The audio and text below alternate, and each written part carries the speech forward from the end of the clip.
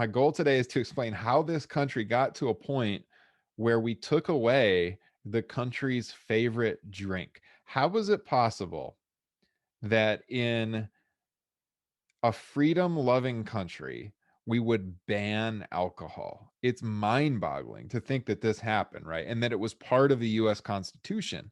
Because if you think about it, in the US Constitution, everything is about giving you freedom, the right to bear arms, the right to vote, right? The right to be a citizen, the right to a fair trial. The 18th Amendment that banned the manufacture, sale, and production of alcohol is the only amendment that takes away something from Americans. How the heck did this happen, right? Mark Twain once said, "Nothing so needs reforming as other people's habits. Fanatics will never learn that, though it be written in letters of gold across the sky. It is the prohibition that makes anything precious." He's being sarcastic here. Nothing needs reforming so much as other people, right? So, Ken Burns, famous documentary maker, does some great history documentaries. He says in one of his, "Prohibition was meant to get rid of an evil. Instead, it turned millions of law abiding citizens into law breakers." Prohibition pitted country against city. It pitted natives versus newcomers, Catholics versus Protestants, and basically passion versus commerce. All right, so what do I mean by all of this? Well, Prohibition overwhelmingly affected cities more than the rural areas. All right. During the 1920s, not only was there a lot of racism going on, but also there was a lot of anti-immigrant sentiment going on, like we talked about in the past, nativism, right? So, country versus city, Midwesterners in particular, in small towns, were very worried about what was happening in the cities. It pitted natives against the immigrants. So, as we're about to talk about, the popular drink among regular Americans who were born here had become whiskey and rum and like distilled spirits. And immigrants at that time, a lot coming in from Germany and Italy, they really liked beer, especially those Germans, right? So beer was kind of the drink of the immigrants. Catholics against Protestants. All right, who religion was really pushing prohibition too, but it was the Protestant branch that was pushing it. All right, let's make no bones about it. Catholics love to drink. And then with the Protestants, so there was a lot of Germans who were Lutheran. Most Germans were Lutheran or Catholic. All right, so the Lutherans didn't really support prohibition because of a large amount of Germans that were Lutheran. Episcopalians didn't really support prohibition, but outside of those two, the rest of the Protestant denominations were very much supporting it. Passion versus commerce. When alcohol was banned by the federal government, it was the fifth largest industry in the country. The US government outright banned and got rid of the fifth largest industry in the country. That is like mind blowing that they would do that. Passion won out over commerce. And as I said, most of the US Constitution, it's about expanding your freedoms, giving you more rights, except prohibition. Prohibition is about taking it away. So let's look at some facts and figures. Historically, safer to drink alcohol than water. Now, alcohol is made from water and other things, but water is in it.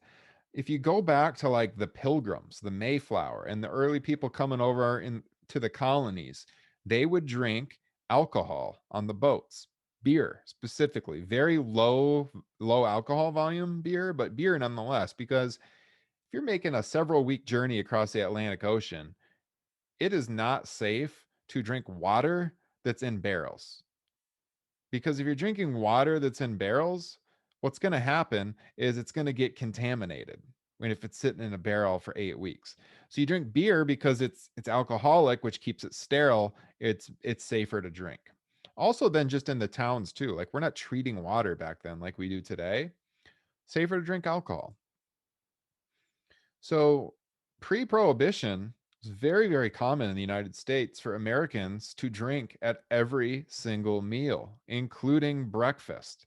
They drank with breakfast, they drank with lunch, they drank in the afternoon, they drank at dinner, they drank at night. In some towns, they had something called grog time.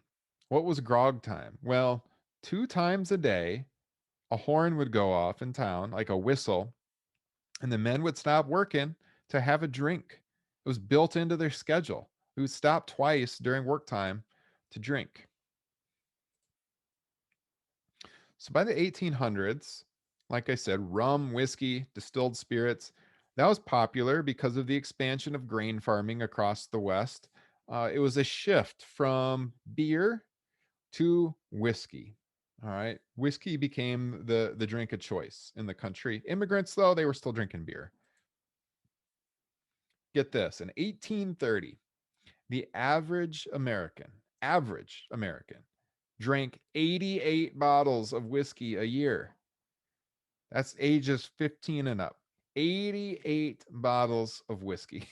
3 times as much as an average American today. And even that is a lot, to be honest with you. So, I mean, like, but still, 88 bottles per person? Like, that's crazy. So the country did have a drinking problem. There's no doubt about it. Did just outright banning liquor solve it? No, it probably created more issues, but there was a problem. Like the fact that there was a concern about this among the temperance society was definitely warranted. Here's another crazy fact. Americans spent more money on alcohol than the entire federal government spent as a whole. Like more money being spent on alcohol than the entire federal budget. That's pretty mind blowing. So let's talk about the temperance movement then moving forward. All right, because we got to look at to understand how you get to a place in 1919 where this actually passes Congress and the states, you have to understand like what happened in the decades before that to make this even remotely possible. So if we look at the pre-Civil War era in US history, we can see some of the early temperance groups forming like the Washingtonians in the DC area, Baltimore specifically. It was men that were pledging to stop drinking and to reform the drunkards that were all over society. Right? We see down here cartoons meant to scare people from drinking. What he was, what he became. Had this young man, when a boy, joined a juvenile temperance band, his once beautiful face would never have looked as you see it in the next picture. 1 ounce of preventive is worth a pound of cure. Now, one thing about these temperance groups is the temperance groups didn't permit women originally, and it's going to be women that push this thing over the top and actually get it passed. Susan B. Anthony, who you're all familiar with from the women's suffrage movement, famously was denied the right to speak at a male run temperance society, so she started her own group. And from that point on, the women's suffrage movement and the temperance movement became linked. So temperance movement, the groups would pledge to have a total abstinence from all alcohol. Again, like a lot of this was church based, and eventually it's going to get into the schools too. They had the Cold Water Army, boys and girls pledging to never drink alcohol. So, like I said, Susan B. Anthony forms the first women's temperance society. And really, I mean, alcohol just kind of became the scapegoat for all of society's problems. The temperance movement said the only solution to get rid of the drinks, like that was the simple solution. Get rid of the drinks and we're not going to have domestic violence. Get rid of the drinks, we're not going to have so much rape. We're not going to have children being beaten by their fathers and things like that. Drinking leads to neglect of duty, moral degradation, and crime. Drinking debauches and destroys mankind. I mean, it can, no doubt about it, but it doesn't always, right? Post Civil War, because the movement really grinded to a halt during the Civil War. The country was a little distracted by some other things going on. Post Civil War, though, keep some of these items in mind. All right, 1/3 of the federal budget comes from taxing alcohol. Remember, this is pre-income tax. So the way the federal government gets money to spend is from import taxes, right? Duties on trade and also taxes on the alcohol industry. So the idea that we would get rid of alcohol didn't seem feasible because the government would lose 1/3 of its revenue unless you have another revenue stream, which we'll get to by the 19 teens. We also have a lot of German American entrepreneurs that are starting breweries, and you're gonna recognize a lot of these names probably: Eberhard Anheuser, Valentin Blatz, Adolphus Busch, Frederick Miller, Frederick Pabst, Joseph Schlitz.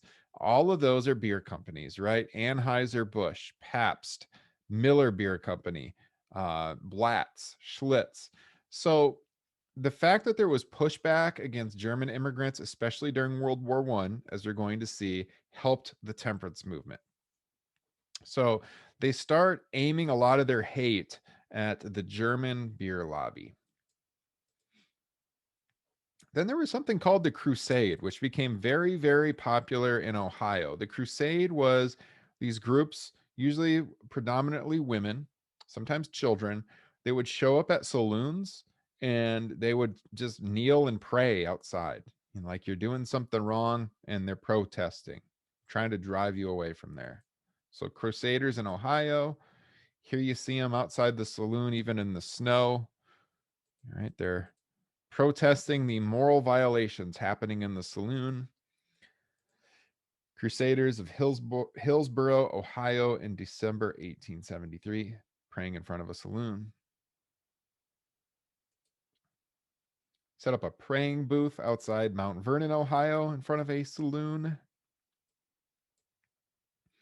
And then we get to Francis Willard. All right. Now we're going to start talking about some of the more famous figures in the movement as we get going here.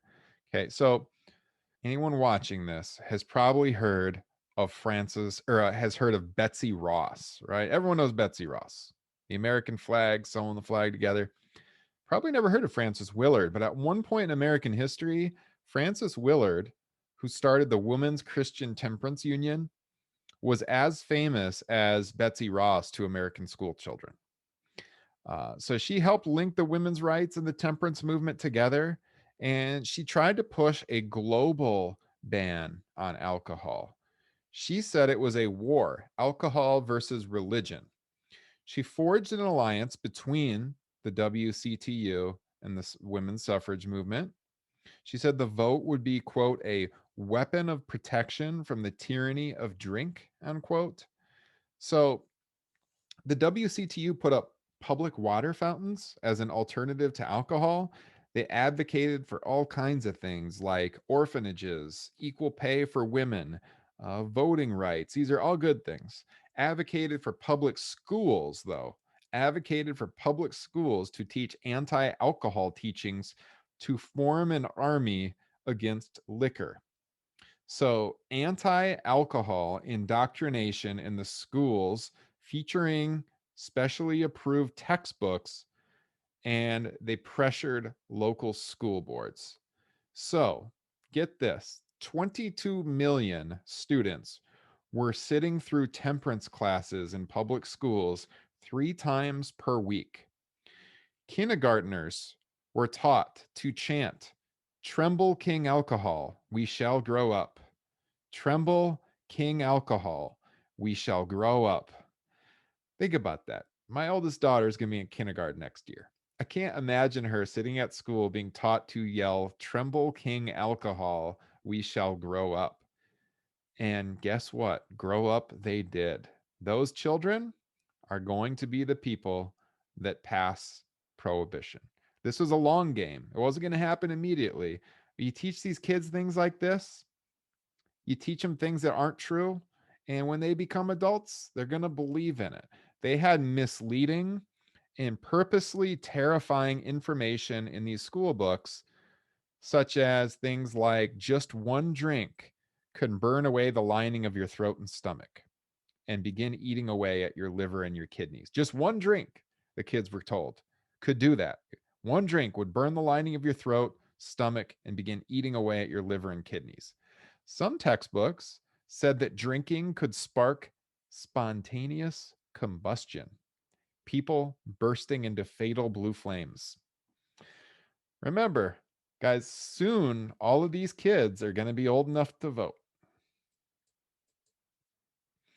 And we can't overlook the importance of the saloon to this story. All right. Now, when we think about like bars and clubs today, men and women go together, right? But back then, bars, saloons were male only. And this was a place where a lot of stuff went down. All right. So there's 300,000 saloons by the turn of the century of 1900, 300,000 across the country. It was really like a refuge for working men. All right. If you lived in a tenement, which is like those really bad housings in the inner cities, if you lived in a tenement, the saloon was like your living room. This was the place that you could go to seek refuge because you didn't have like a relaxing living room in the tenement, right? This is the place you would go to relax and kick back. This was the man cave, right? It's your social club. If you went to the saloon, you could cash your paychecks there. You could learn to speak English there. You could play cards. You could play pool. You could even have your mail sent there if you had no mailbox at home. Local politicians would be there giving out jobs to people who would pledge to vote for them and help their campaigns. It's really like where the political machines got off the ground. In fact, John F. Kennedy's grandfather owned several saloons in the Boston area, laying the foundation for the Kennedy political machine in that area of the country. Workers' unions met in saloons, immigrant associations, people even voted in the saloons. It was kind of like you could say a working class private club. Brewing companies often own the saloons, and anyone could get into the saloon business if you agreed to sell just one brand of beer and get sponsored by one of the companies. In nearly every saloon across the country, they serve free lunch. Why? Well, because they served you salty food. So you would drink a lot of beer, right? They would serve you saltines, cheese, salami, sardines. Bars still do this today. Like bars have like peanuts, right? Because it makes you thirsty so that you buy more to drink. Entire districts of saloons, there was entire districts of saloons where like the authorities would look the other way. They knew stuff was going down there, but they didn't care to mess with it. Things like political corruption, illegal gambling, prostitution, drug use, specifically cocaine at that time, all over the country. And altogether, the saloons were just kind of a place you could buy votes. Politicians hung out there. So, how do you get rid of this drunkenness problem? Get rid of the saloons, right? If you get rid of the saloons, you get rid of the drunkenness problem. That's where the men go. That's where they drink. And then they come home and they behave badly, right? So get rid of them. Here we go. Now, there's an interesting lady. Carrie Nation holding up her hatchet. Very, very famous lady. So, Carrie Nation was involved with the WCTU, the Christian Temperance Union, remember, in Kansas. Now, Kansas had actually already banned alcohol in all 105 counties, but it wasn't being enforced. Nobody was interested in enforcing it, and people continued drinking and continued selling stuff. There were still saloons all over the state. So, Carrie Nation looked at herself as an instrument of God to get rid of the saloons. So she would destroy them, like physically destroy saloons, as you see in the cartoon at the bottom. She would go in with what she called her smashers, which were hard objects wrapped up to look like packages. She went to Wichita, Kansas, and destroyed the most famous saloon in town and a large hotel and was arrested. She attacked another saloon as soon as she got out of jail with a hatchet, which became her symbol, as you see in the picture. She continued on. She went to Enterprise, Kansas, then Topeka, Kansas. She'd be arrested. She was released. She'd do it again and again. She said, ladies, you won't know how much joy you can have until you begin to smash, smash, smash. End quote. She told the governor that if he wouldn't enforce the law that was already passed to prohibit alcohol, she would do it. So her followers, she had a lot of followers. They called themselves the Home Defenders Army. It's mostly women, but some men. And in the end, like the Kansas legislature would pass laws to try to pacify her, to keep her at bay, because it's kind of crazy. She was going out destroying these saloons. And she hoped that her movement would spread, but it died pretty much soon after, much like the Ohio Women's Crusade had earlier that we looked at the pictures of. But she called attention to the temperance movement, but she's not like representative of it as a whole. It wasn't like everyone that supported the temperance movement was like her, but she was a powerful leader. She's worth looking at. I think she's pretty interesting, to be honest with you. I love that picture. Probably more powerful though was the Anti Saloon League. They're going to try to get rid of the saloons. All right. It's a group that's backed by religion. All right, it's a special interest group backed by religion. All Protestants, mostly, except the Lutherans and the Episcopalians, because they like their drink. But outside of those two, most Protestants endorse the Anti Saloon League. They thought that alcohol was kind of being forced or pushed on people, and they had a ton of political power. This group did. Look at this: close the saloons if you believe that the traffic and alcohol does more harm than good. Help stop it. The saloon or the boys and the girls, right? They got morals on their side. That's what they would argue. This group had the Ohio governor voted out of office after he dared to say that each county in his state should be able to decide the fate of alcohol. That was unacceptable to them. The counties should not be able to decide on their own. And they led a movement that successfully got him voted out of office. So the Anti Saloon League became a nativist group. All right. They're very anti immigrant. So I said this earlier, the Irish, the Italians, they were Catholic mostly. And then the Germans, Catholic and Lutheran mostly, they supported drinking. It's part of their culture. But at the same time, native born Protestants in the Midwest, in particular, the temperance movement grew out of the Midwest, churches in the Midwest mostly. They saw the cities as a negative. Remember, I said city versus rural?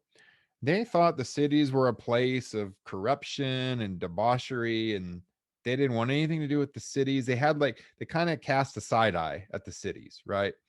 They thought that all of these immigrants moving into the big cities would change the country too much by voting in big numbers, and they didn't like that. They would say that real Americans don't need a saloon. So all in all, the Anti Saloon League was definitely exploiting small town concerns. They're kind of preying upon those concerns that people really had.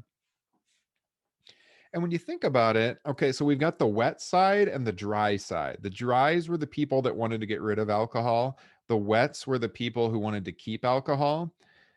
And like the moral inspiration of the dry side is a lot more powerful. Like to argue that morals are on our side. We're looking to protect the kids and the families versus the wets who are like, well, we like to drink.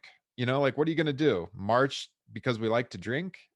Or are you going to march because you're saving families, right? So like it was just a much more powerful argument on the dry side, no doubt about it. So you could say that there was weakness among the wet side. And then you also had infighting, like the beer industry was going at the distilleries, the hard liquor industry.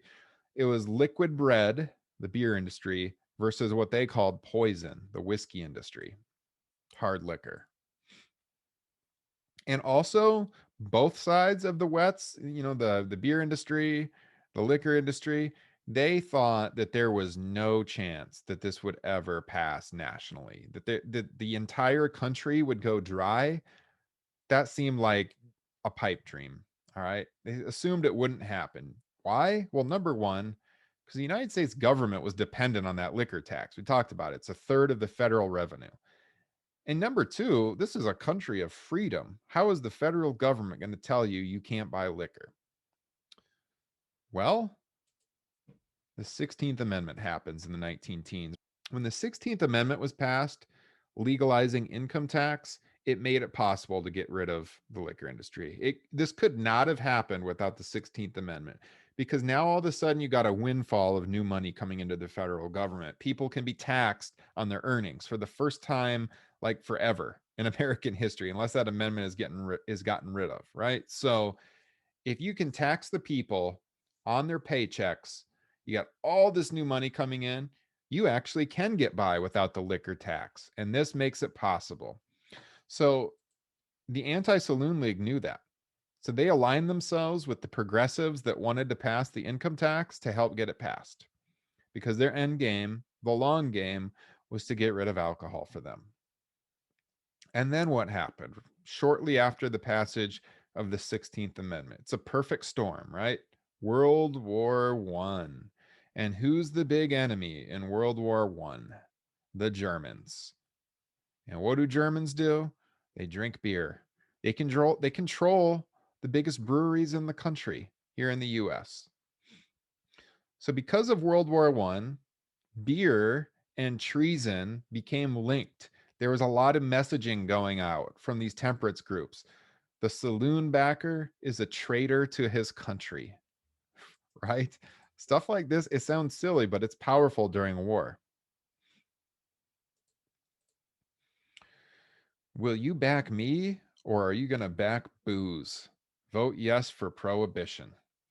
So the Anti Saloon League insisted that there be a wartime ban on grain sale to brewers because we need that grain for the troops, right? But they had ulterior motives. They wanted to hurt the beer industry, and they did.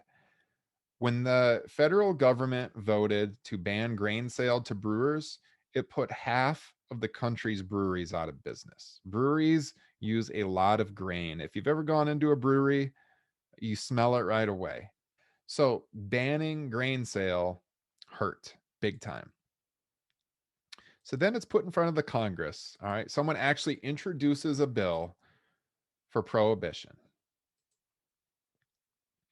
So the wets, the people that did not want to pass prohibition, the people that supported alcohol in the House and the Senate, they assume that, look, even if this gets through Congress, it's never going to pass the states.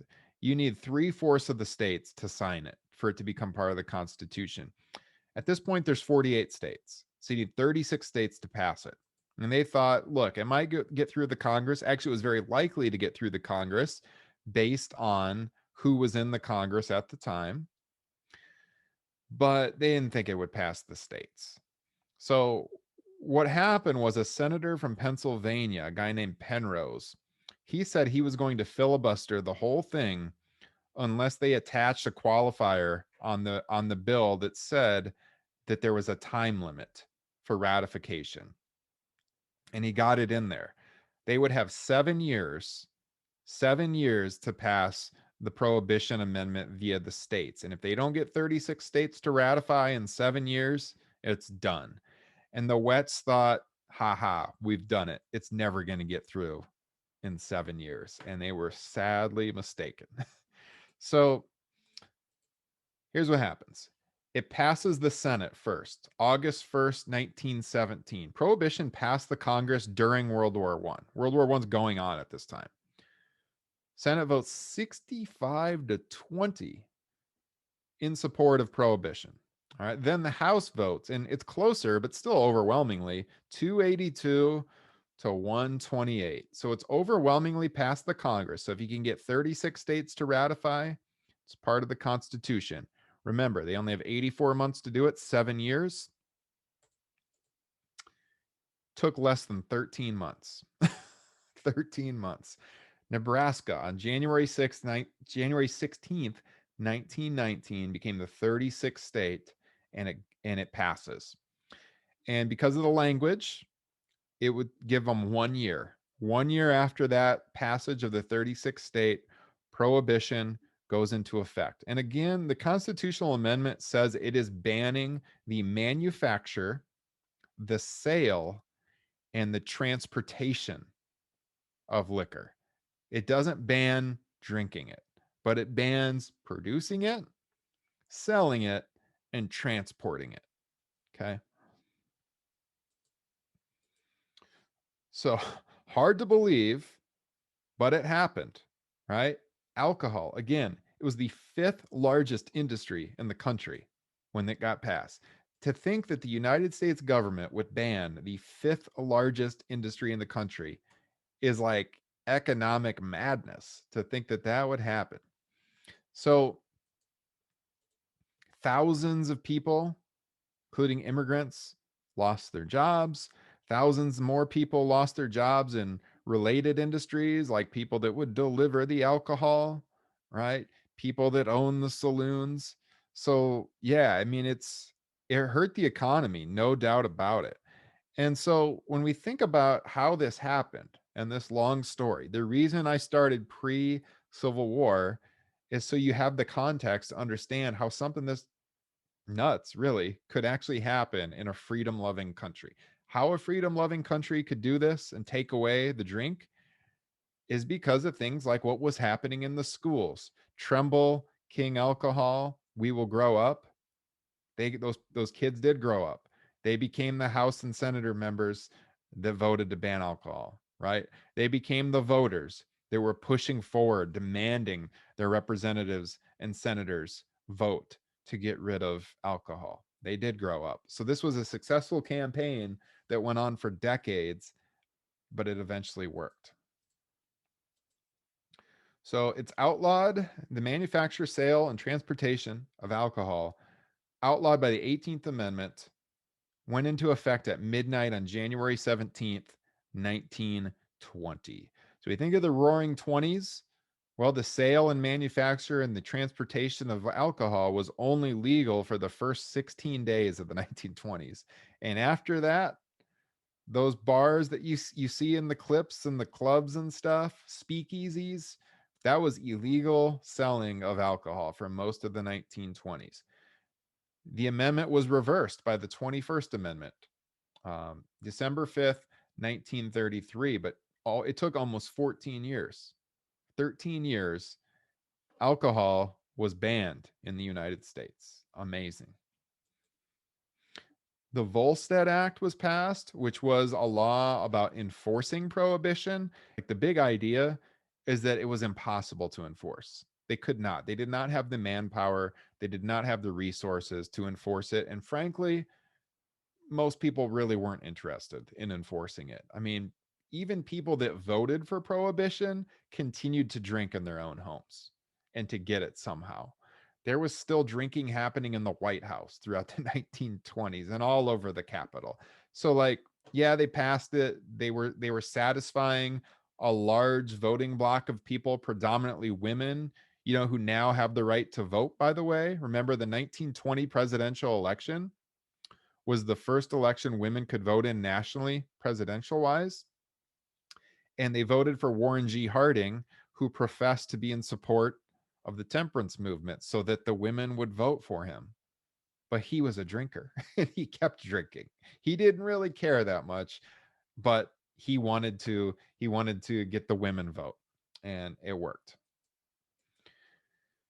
Here's a famous quote I always like to share. It's from one of the most famous evangelical preachers in the country in the early 1900s. He said, "The reign of tears is over. The slums will soon be a memory. We will turn our prisons into factories and our jails into storehouses and corn cribs. Men will walk upright now. Women will smile and children will laugh. Hell will be forever for rent." I mean, he really believes that banning alcohol, that's the be all end all, and it's going to turn around society and everything's going to be rosy and great now. And as we would see, that is not the case. Right? Here is the homicide rate, murder rate in the United States per 100,000 people for about the last 100 plus years. And one thing you're going to notice there is that throughout the 1920s, when prohibition happens, the murder rate goes up and up and up. And then after prohibition's over, comes down. Organized crime in the 1920s explodes as a result of prohibition.